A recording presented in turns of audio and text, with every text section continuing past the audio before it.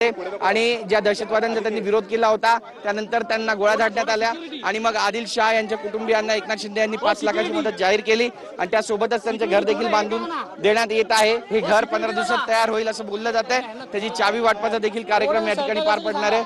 आज स्वातंत्र्योत्तर काळानंतरचा जो रक्तदान शिबिर आहे तो एकनाथ शिंदे यांच्या नेतृत्वामध्ये या ठिकाणी केला जातो आणि आपण पाहतो या ठिकाणी स्वतः एकनाथ शिंदे दाखल झालेले आहेत। सर्व शिवसैनिक पदाधिकारी यांची ते भेट घेत आहेत आणि थेट रक्षाबंधन या ठिकाणी साजरा केला जातोय। रस्त्यावर हा रक्षाबंधन साजरा होतोय, कशा पद्धतीने उत्साह आहे आणि त्यासोबतच आज संपूर्ण श्रीनगरमध्ये आपण पाहतोय की एकनाथ शिंदे यांच्या स्वागताचे बॅनर लावण्यात आलेले आहेत आणि आज खरं तर बुलेट रॅली पण काढण्यात आली होती।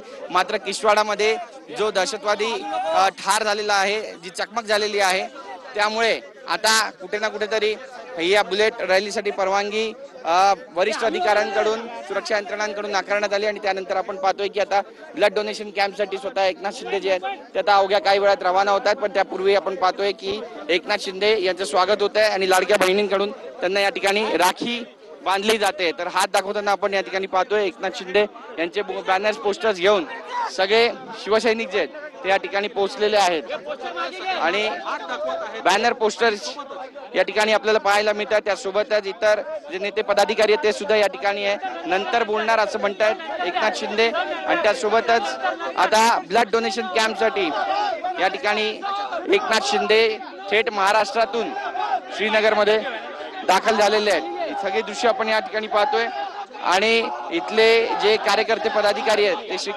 एकनाथ शिंदे यांच्या नावाचा आता जयघोष सुद्धा करताना आपल्याला पाहायला मिळतात। पहिल्यांदाच आपण पाहतोय की श्रीनगरमध्ये शिवसेनेची जोरदार बॅनरबाजी पाहायला मिळालेली आहे। एअरपोर्ट परिसरापासून ते आर्मीचं जे हॉस्पिटल आहे तिथपर्यंत हे स्वागत।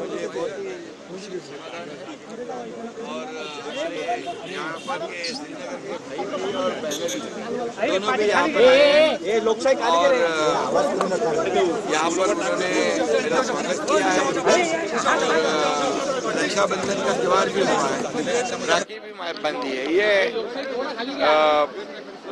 एक अच्छा माहौल दिख रहा है और एक खुशी की भी बात है, इसलिए मैं उनको सभी लोगों को बहुत बहुत शुभकामनाएं देता हूँ और बधाई देता हूँ। और आगे अभी ब्लड डोनेशन कैंप में वहाँ ब्लड डोनेट करने के बाद हम फिर मिलेंगे।